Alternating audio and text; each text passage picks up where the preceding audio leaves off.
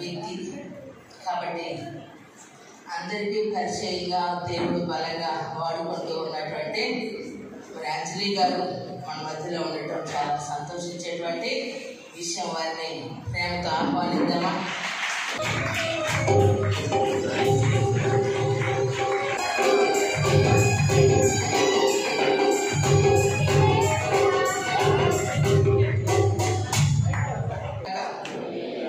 మా పిల్లలు సంతోషం చూశారుగా, మీరు వస్తుంటే ఎంత చక్కని మ్యూజిక్ చేశారు.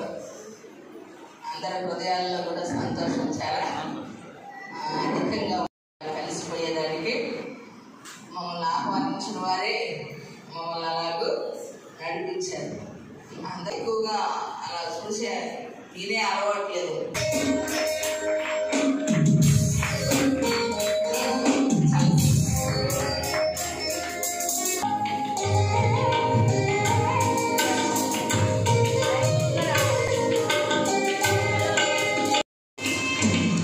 మంచిది. మరి పూర్తి సమయాన్ని ఈ సమయంలో వారికి ఇస్తూ ఉన్నాం కాబట్టి మన మధ్యలో ఘనత నిమిత్తమై దేవుడు ఆమెని ఏ విధంగా ఆకర్షించుకొని ఉన్నతమైన ఈ పరిచర్య దేవదూతలకు లేనటువంటి పరిచర్య. ఒక విషయంలో సంతోషించాను. ఎందుకంటే నేను ఎప్పుడు ఒక మాట వాడతాను కదా, బ్రదర్స్ చేస్తే పెద్ద విశేషం ఏముంది, అది కామన్గా అనుకుంటారు. కానీ ఎవరు చేయలేరో ఏదైతే దాన్ని చేయగలిగినప్పుడు విశేషం.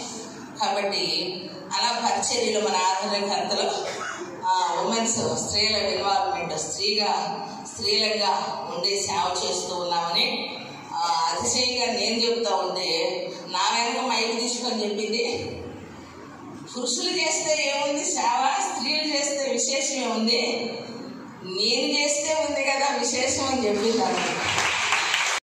అతి శ్రేష్ఠుడైన యేసయ్య కోసం గడపడానికి వచ్చిన ప్రతి ఒక్కరికి పేరు పేరున నా హృదయపూర్వక వందనాలు తెలియజేస్తున్నాను. ఆయన నామాన్ని ఉచ్చరించడానికి కానీ కనీసం ఆయన పాదముల క్రింద ధూళిగా ఉండకైనను ఎటువంటి అర్హత లేని నన్ను ఈరోజు ఇక్కడ నిలబెట్టినందుకు తండ్రి, కుమార, పరిశుద్ధాత్మ దేవుడికి మాత్రమే మహిమ కలుగును గాక.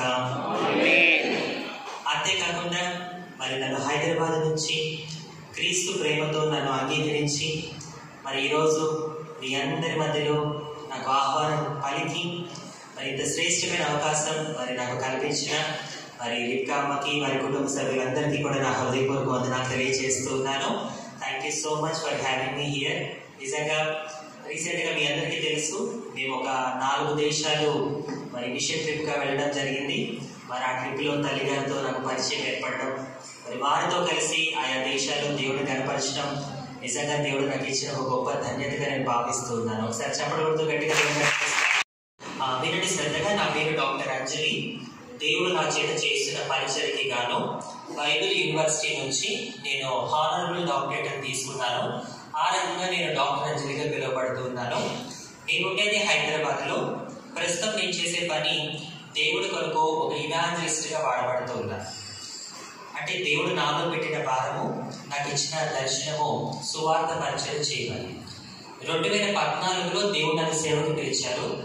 అప్పుడు నేను దేవుడికి ప్రార్థన చేశాను, దేవా నేను ఎక్కడ పరిచయం స్టార్ట్ చేయాలి, ఎక్కడ నీ సేవ మొదలు పెట్టాలి అని చెప్పి దేవుడికి ప్రార్థన చేసినప్పుడు ఆ టైంలో దేవుడు పరిశుద్ధ గ్రంథంలో మనందరికీ తెలిసిన ఒక మాటతో నాతో మాట్లాడారు. ఆ రోజు మనకు తెలిసిన మాటే మార్కు సువార్తలో ఉంటుంది, మీరు సర్వలోకంలోకి వెళ్ళి సర్వ సృష్టికి సువార్తను ప్రకటించుడి అనే మాటతో 2014లో దేవుడు నాతో మాట్లాడడం జరిగింది.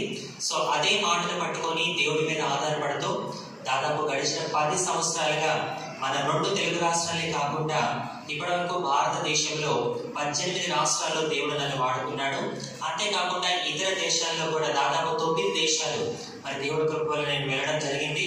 దేవుడి కృప ఉంటే, మీ అందరి ప్రార్థన తోడుగా ఉంటే రేపు జూలై 18వ తారీఖు దేవుడు దుబాయ్ దేశంలో కూడా వాడుకోబోతున్నాడు. దేవుడికి మాత్రమే మహిమ కలుగును గాక. సో ఆ విధంగా దేవుడు స్వదేశంలోనే కాకుండా విదేశాలలో కూడా ఈ ఈ పనికిరాని పాత్రని తన సేవకులకు వాడుకుంటూ నా ద్వారా నశించిపోతున్న ఆత్మల్ని రక్షిస్తూ మరి ఆయన రాజ్యాన్ని స్థాపించుకుంటూ ముందుకు తీసుకెళ్తూ ఉన్నాడు. This is my present life. ఇప్పుడు నేను మీకు చెప్పింది ఇదంతా కూడా నా ప్రస్తుత జీవితం. ఒకవేళ ఇక్కడ కూర్చున్న మీలో ఎవరికైనా అసలు ఈరోజు హైదరాబాద్ నుంచి వచ్చిన ఈ అంజలి ఎవరు, మా చర్చిలోకి వచ్చిన ఈ అంజలి ఎవరు అనే సందేహం కానీ డౌట్ కానీ ఉంటే వినండి, విషయం అంతా కూడా అక్కడే ఉంది. నేను ఒక హిజ్రా కమ్యూనిటీకి చెందిన వ్యక్తినండి. హిజ్రాలు అంటే ఆల్మోస్ట్ మీ అందరికీ బాగా తెలుసు. రోడ్ల మీద, ట్రైన్లలోనూ, షాపుల దగ్గర చప్పట్లు కొట్టుకుంటూ భిక్షాటన చేస్తారు చూశారు. ఇంకా మీ అందరికీ అర్థమయ్యే భాషలో చెప్పాలంటే డబ్బులు అడుకుంటారు చూశారు. నేను కూడా ఆ కమ్యూనిటీకి చెందిన వ్యక్తిని. ఒకప్పుడు నేను కూడా అలాంటి జీవితం జీవించిన వ్యక్తిని. ఇది విన్నాక మీరు చాలా మందికి ఆశ్చర్యం కలుగుతుంది. కానీ మీరు వెంటనే ఒక విషయం జ్ఞాపకం చేసుకోవాలి. ఏంటో తెలుసా? ఆశ్చర్య కార్యాలు చేయడం ఆయనకి మాత్రమే సాధ్యం. కొట్టాలి చెప్పండి.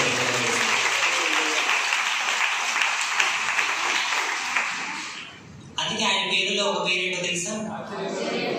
ఆయన ఊరికే లేదా ఆశ్చర్యకరుడు అని. ఇలాంటి కార్యాలు చేస్తాడు కాబట్టి ఆయనకు ఆ పేరు వచ్చింది. మీకు ఒక సందేహం రావచ్చు, ఏంటి ఇలాంటి వాళ్ళని కూడా దేవుడు వాడుకుంటాడా? వీటికి కూడా దేవుడు సేవ చేసే అర్హత ఉందా? ఇజ్రాయెల్ అంటే ఏదో మాకు తెలిసి రోడ్ల మీద, ట్రైన్లలోనూ, షాపుల దగ్గర వాళ్ళు చప్పట్లు కొట్టుకుంటూ భిక్షాటన చేస్తారు, వచ్చిపోయే వాళ్ళని ఇబ్బంది పెడుతూ ఉంటారు అనేది తెలుసు. ఇంతకాలం ఎంతో మంది పురుషులు సేవ చేయడం చూసాము, స్త్రీలు సేవ చేయడం చూసాం. కానీ ఇలాంటి ఇజ్రాయెల్ మేము రోడ్ల మీద, ట్రైన్లలోనే చూసాం తప్ప ఇలా మైకు పట్టుకొని దేవుడి మాటలు చెప్పడం మేము ఈ రోజు కూడా చూడలేదు. ఇది చాలా విచిత్రంగా, వింతగా, కొత్తగా ఉంది. అసలు వీళ్ళకి కూడా దేవుడి సేవ చేసే అర్హత ఉందా? అసలు ఇలాంటి వాళ్ళని కూడా దేవుడు తన సేవకులకు వాడుకుంటాడా అని రకరకాల సందేహాలు, డౌట్స్, క్వశ్చన్స్ ఇక్కడ కూర్చున్న మీలో చాలా మందికి ఉండి ఉండవచ్చు. అటువంటి వాళ్ళందరికీ కూడా దేవుడి కృపతో ఒక మాట చెప్తాను, శ్రద్ధగా వినండి. యేసయ్య వాడుకోవాలి అని అనుకుంటే ఎవరినైనా, ఎలాంటి వ్యక్తినైనా సరే తన అమూల్యమైన రక్తంతో పరిశుద్ధపరిచి తన సేవకులకు వాడుకుంటాడు అని చెప్పడానికి అంజలి అనబడిన నా జీవితమే మీ అందరికీ ఒక ఉదాహరణ. హల్లెలూయా, హల్లెలూయా. నన్ను వాడుకున్న దేవుడు మిమ్మల్ని వాడుకోవడం, నా స్థితిని మార్చిన యేసయ్య మీ స్థితిని మార్చడంటారా? మార్చగల సమర్థుడు. Humans can behave with partiality. Listen everybody, try to understand. Humans can behave with partiality, but God who created the humans cannot behave partial. అంటే మనుషులే పక్షపాతులు అవుతారు కానీ మనుషులు చేసిన దేవుడు మాత్రం పక్షపాతం చూపించడు. దేవుడు పక్షపాతి కాడు. ఆయన వాడుకోవాలనుకుంటే ఎంత నీచమైన వ్యక్తినైనా, ఎంత ఘోర పాపినైనా తన రక్తం చేత పరిశుద్ధపరిచి తన సేవకులకు వాడుకుంటాడు అని చెప్పడానికి, నిరూపించడానికి ఎందుకు పనికిరాని నన్ను ఈరోజు దేవాదేవుడు మీ మధ్యలో నిలబెట్టాడు. హల్లెలూయా. ఇంకా మీకు బైబిల్ ప్రకారం చెప్తాను, స్పష్టంగా అర్థమవుతుంది. ఆనాడు దేవుడు ఏలియా కోసం కాకుని వాడుకున్నాడు కదా. అలాగే పస్కా పండుగలో దేవుడు గాడిదని వాడుకున్నాడు. మరి అదే విధంగా ఈ మినిస్ట్రీ పేరు ఆదరణకర్త మినిస్ట్రీస్, రైట్? మన ఆదరణకర్త మినిస్ట్రీస్ కోసం దేవుడు ఈరోజు అంజలిని వాడుకోబోతున్నాడు. వీళ్ళగా చెప్పబోతున్నాడు. హల్లెలూయా, హల్లెలూయా. సో దేవుడు జీవితం ఏంటి అని మీరు నన్ను అడిగితే, నేను సేవకి రాకముందు ఇప్పుడు నేను ఉంటున్న అదే హైదరాబాద్లో ₹5 కోసం, ₹10 కోసం షాపుల దగ్గర చప్పట్లు కొట్టుకుంటూ బెచ్చబెత్తుకునేదాన్ని. Yes, I'm not getting share to say this. ఈ మాట చెప్పడానికి నేను ఎప్పుడు ఇక్కడ ఏమాత్రం కూడా సిగ్గుపడను. ఎందుకో తెలుసా? ఇక్కడ కూర్చొని మీ అందరికీ తెలియాలి, ఎలాంటి స్థితిలో ఉన్న అంజలిని దేవుడు ఏ విధంగా మార్చాడు, ఆ దేవుడు ఎంత గొప్పవాడు. హల్లెలూయా. ఒక మాట అడుగుతా, చెప్పండి, మీలో ఎంతమంది అంజలిగా చూద్దామని వచ్చారు? అదే ఫోన్లో, యూట్యూబ్లో చూసిన అంజలిని చూద్దామని ఎంతమంది వచ్చారు? సార్ చేసి చూపించండి. సరే, ఒక మాట చెప్పంటారా? మీరందరూ నన్ను అభిమానిస్తున్నారు, ప్రేమిస్తున్నారు, ఇష్టపడుతున్నారు అంటే అది నన్ను బట్టి కాదు, నా పట్ల దేవుడు చేసిన కార్యాన్ని బట్టి. ఆ విషయం నాకు క్లారిటీ ఉంది. మీరు కూడా క్లియర్గా ఒక విషయం తెలుసుకోండి.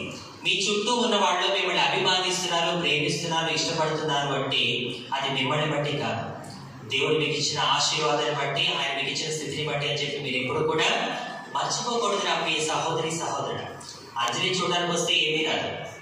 కానీ అంజలి స్థితిని మార్చిన యేసుని చూడడానికి వస్తే ఆశీర్వాదం వస్తుంది. హల్లెలూయా. మీలో చాలా మంది ఫోన్లోనూ, యూట్యూబ్ లో, ఇన్స్టాగ్రామ్ లో చూసిన అంజలిని లైవ్ లో చూద్దామని వచ్చారు. కానీ నేను మాత్రం ఈరోజు మీ అందరికీ నా స్థితిని మార్చిన యేసుని ఎంత గొప్పవాడో చూపించబోతున్నాను. హల్లెలూయా. నాలో మీకు అంజలి కనపడకూడదు, నాలో మీకు ఎవరు కనిపించాలి? యేసయ్య మాత్రమే కనిపించాలి. అదే నా ప్రయాస, పోరాటం. సో ఆ విధంగా నేను సేవకి రాకముందు షాపుల దగ్గర భిక్షాటన చేసుకుంటూ బ్రతికాను. కొన్ని సందర్భాలలో నా కడుపు నింపుకోవడానికి వేరే మార్గం లేక ఏం చేసి బ్రతికానో తెలుసా అండి? తెలంగాణ కల్చర్ ఉంటుంది, మీరు వినే ఉంటారు ఈ మాటలు. బతుకమ్మ పండుగలు, బోనాల పండుగలు అంటారు. ఆ బతుకమ్మ పండుగలు, బోనాల పండుగల్లో పెళ్లిళ్ళకి, ఫంక్షన్లకి, సినిమా పాటలకి నేను రికార్డింగ్ డాన్సులు వేసుకుంటూ బ్రతికినాను. పాట మొదలు పెడితే పాట స్టార్టింగ్ నుంచి ఎండింగ్ వరకు నా మీద నోట్ల వర్షం కురిసేది. ఈరోజు మీ అందరి కళ్ళ ముందు కనబడుతున్న ఈ విధానం చూసి మోసపోకండి. అబ్బా, అంజలి ఎంత చక్కగా శారీ కట్టుకొని ట్రెడిషనల్ గా చాలా సాంప్రదాయంగా వచ్చిందమ్మా అని చెప్పి మీరు అనుకుంటున్నారేమో. దీన్ని చూసి మీరు మోసపోవద్దు. మీలో చాలా మంది మాలాంటి హిజ్రాలు ఏ విధంగా డాన్సులు వేస్తారో కొన్ని సందర్భాల్లో చూసే ఉంటారు. అదే విధానం, ఏమీ మార్పు లేదు.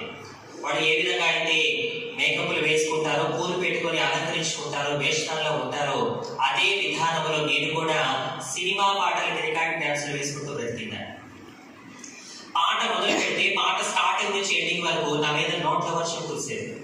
యూత్ కురవాళ్ళందరూ వచ్చి నేను డాన్స్ చేసే టైంలో నా మీద డబ్బులు చల్లుతూ ఉండేవాడు. ఆ రకంగా నేను డాన్సులు వేశాను. మరి ఈరోజు మీరు అందరూ చూస్తున్న ఈ విధానం అంటారా? నేను ఎలా కట్టుకోవాలి, ఎలా మాట్లాడాలి, ఎలా ప్రవర్తించాలి, ఎలా నడుచుకోవాలి, ఇవన్నీ కూడా నా బ్రతుకుని మార్చిన యేసే నాకు నేర్పించుకుంటూ వచ్చేసాడు. హల్లెలూయా. గట్టిగా యేసుని చప్పట్లు కొడతారా ఒకసారి? ఎవరైనా ఉన్నారు అంటే అది క్రీస్తుని కలిగిన వ్యక్తి. హల్లెలూయా. మరి మీరు చెప్పగలరు ఈ మాట? అంజలి అక్క, నువ్వే కాదు, మేము కూడా ధనవంతులమే, మేము కూడా యేసుని సంపాదించుకున్నాం అని ఎంతమంది చెప్పగలరు? ఇక్కడ ఎంతమంది యేసుని సంపాదించుకున్నారు? హల్లెలూయా. సంతోషం. క్రీస్తుని కలిగిన మనం అందరూ కూడా యేసుని సంపాదించుకున్నట్టే. హల్లెలూయా. ప్రపంచంలో గల గొప్ప ధనవంతులు మనం. దేవుడికి మహిమ కలుగును గాక.